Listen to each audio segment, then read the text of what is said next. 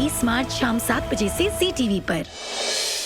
थारे ब्याह का सच भी मारे को पता ना था, पता भी चलियो तो आधो अधूरो।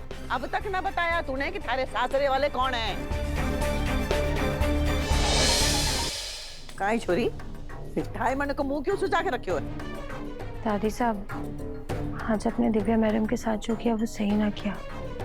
सालों पहले जो कुछ भी हुआ उसमें दिव्या मैडम की क्या गलती है?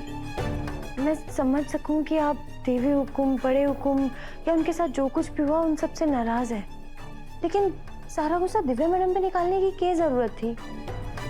दिव्या मैडम हर तरह से एक अच्छी पत्नी, अच्छी बेटी, अच्छी बहू है। अच्छा, तो तू अब दुश्मनों का पक्ष लेवेगी है? थारी भी जरूरत नहीं है, निकल हमारे कमरे से। इस शहर में हमारा न पहले कोई था, न अब है, और न आगे कोई होगा।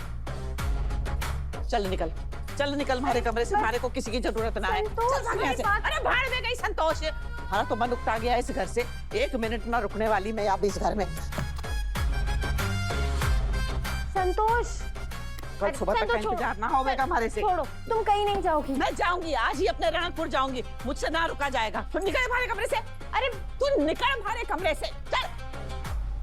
आज ही जाऊंगी मैं, देख लेना।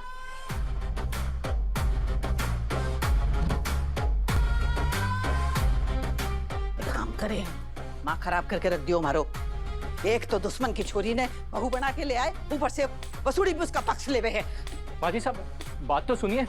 माजी साहब, सालों पहले हुई घटना की सजा बेचारी दिव्या को देना सही है क्या? और माजी साहब, इस तरह से कोई अपने बेटे का घर छोड़कर जावे? अरे तो यह बात तो उस छोरी ने बहू बनाने से पहले सोचनी चाहिए थी ना। थारे उस दोस्त सूर्या ने थारा ब्याह चंद्रिका से करा दिया। थारे को न थारी बींदनी पसंद, न उसका दोस्त पसंद, न उसकी छोरी पसंद। और मैं अच्छी तरह से जानू हूँ कि थारी बींदनी ने दुश्मन की छोरी से अपने बेटे की शादी क्यों करवाई। इसलिए कि पूरे बिरादरी में हमारी नाक कट जावे। माजी साहब, अब इस घर में मैं 1 मिनट ना रुकने वाली। मैं तो चली। माजी साहब। अरे संतोष, रुको रुको रुको, बिना हमारे पूरी बात सुने अपना सामान बांधकर निकलने लगे ना तुम। अरे चलो, हमारी बात सुनो।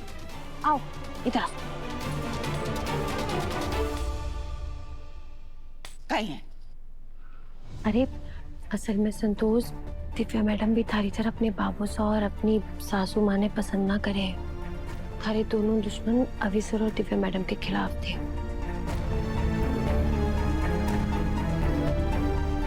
इसीलिए दिव्या मैडम के मन में भी थारी तरह बहुत गहरा घाव है।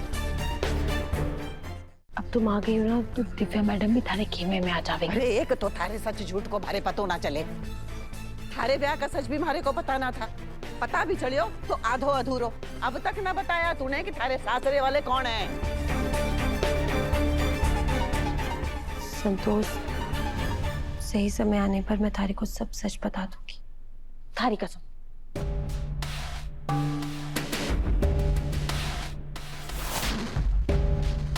हाँ तो ठीक है, जब सही समय आ जाएगा तब मैं आ जाऊंगी वापस रणकपुर से। तब तक मैं चढ़ी अपने गांव रणकपुर। अरे बहुत हो गयो।